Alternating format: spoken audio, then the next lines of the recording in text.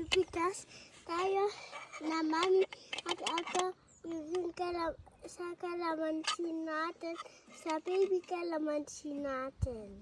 Guys, tingnan nyo yung kalamansi natin. Sobrang liit pa pero napakadami ng bunga. Ayan, yan po ang kalamansi sa Germany.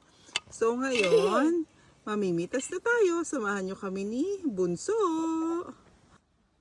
Isa. Pumipitasin niya yung bulaklak. Ay, yung dahon. Isa. Ito. Come.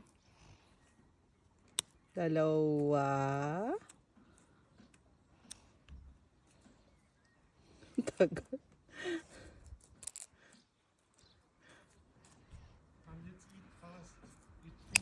Yeah. So, ang dami-daming bunga ng ating kalamansi. Pitasin natin sila lahat para mamunga ulit. So, dito naman. Ito. Ama, gusto ko din ako isang pitas, Mama. Yeah. So, ito ka pwede mong kainin yan mamaya. Apo. O, yung dalawa, pwede mong kainin mamaya. So, may dalawa pang natira. So, ito po ang aming gagawing kalamansi juice. Thank you for watching.